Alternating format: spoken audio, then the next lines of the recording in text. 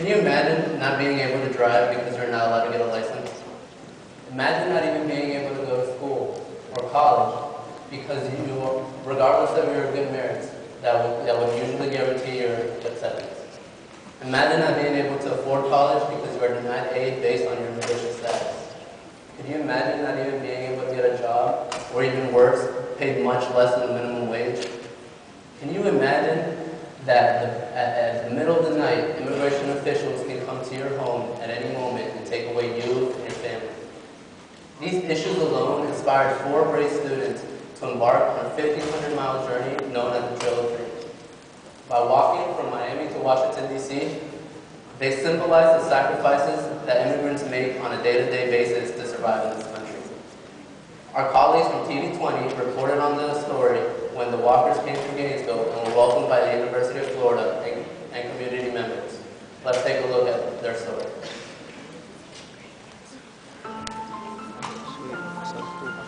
My name is Juan Rodriguez. I'm 20 years old, and I came to the United States when I was 6 years old. My name is Felipe Matos, and I'm 23, and I was born in Rio, Brazil. My name is Carlos Roel. I'm 22 years old, born in Caracas, Venezuela, raised in Miami my entire life. My name is Gabby Pacheco, and I cannot exercise my dreams because I am not a U.S. citizen or resident. I am here to share the story. We are undocumented, yet we're not afraid to say it. We want to take our story, our struggle, our convictions, and our passion 1,500 miles all the way to D.C.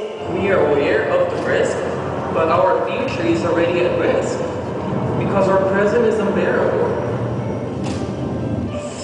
This is going to be better for the blister. The blister won't expand. Today is February 12th. It's cold and wet. Look at the weather. Bien importante tener buenos grados. Toda la gente que quiere a la universidad tiene que hacerlo. My name is Juan Rodriguez. I am a student from Miami traveling over Suwannee and Lafayette counties. I'm calling because I'm hearing from the local community members about many hate crimes that are occurring here, and many of those crimes are going unreported, or if they are reported, the local police is ignoring these crimes or refusing to investigate them. We want them to take their sorry selves back to Mexico and stay out of our country. It's true, they need to deport all the Mexicans and they should be eradicated, whatever it means it takes. We speak English. It's 2010, and we continue to have hatred spewed across this country. We need to continue on fighting for equality and for rights. The Dream Walkers are spending today in Albany on their 5-month journey. Hispanic youngsters from South Georgia were moved to tears. Undocumented students risk arrest and even deportation, and Gwinnett County Sheriff sent a message this afternoon. Everybody call us illegal right now, and all we're asking is what is rightfully ours. The alarm is going off. Put on your shoes and come walk with us. We're going to get to DC. You have to do something. No more talk. Nonsense rights.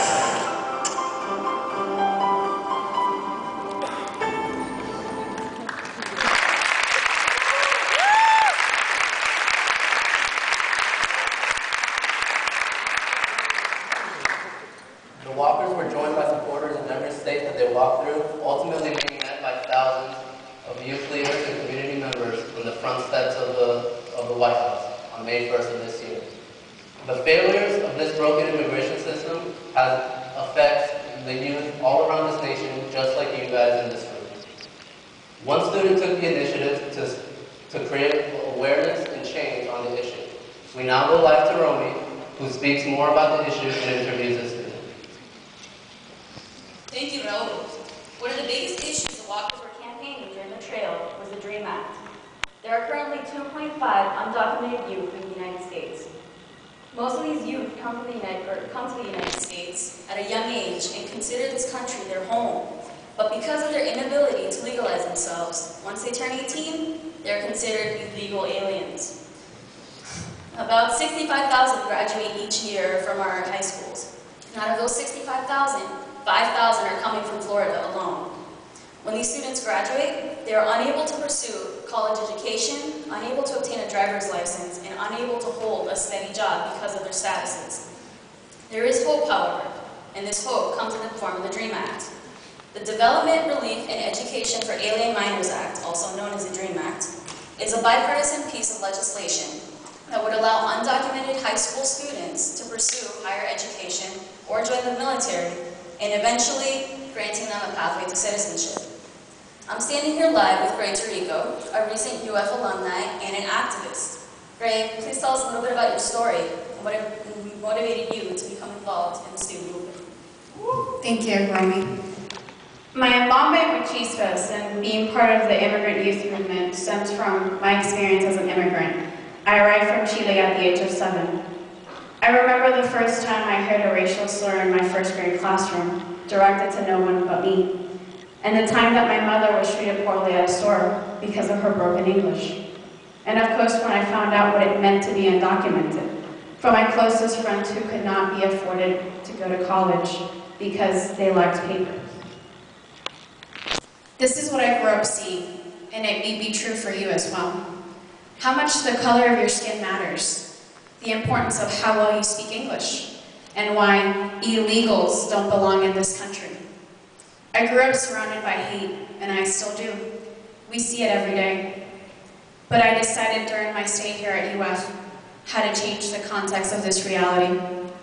And so it has become my mission to change people's outlooks on one's skin color, the negative perceptions of immigrants and their families, and the change of use of language from illegal to undocumented.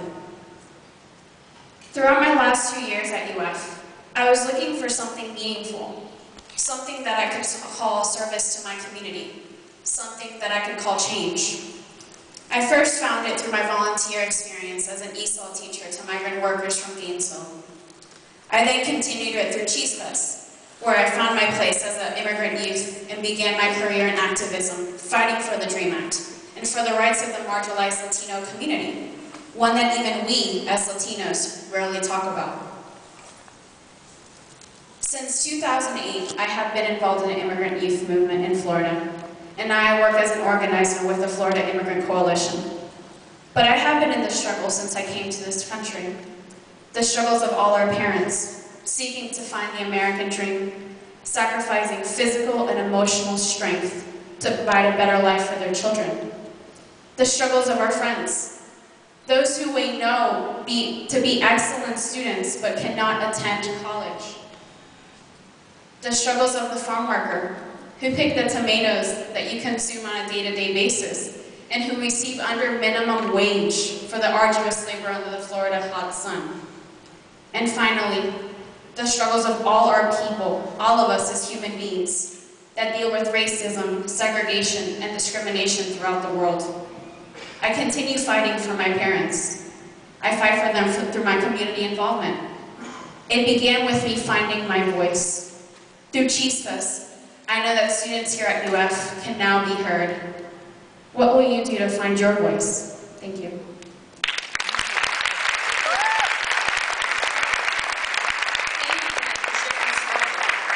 Because of her experiences, as a UF student, Gray founded CHISPAS.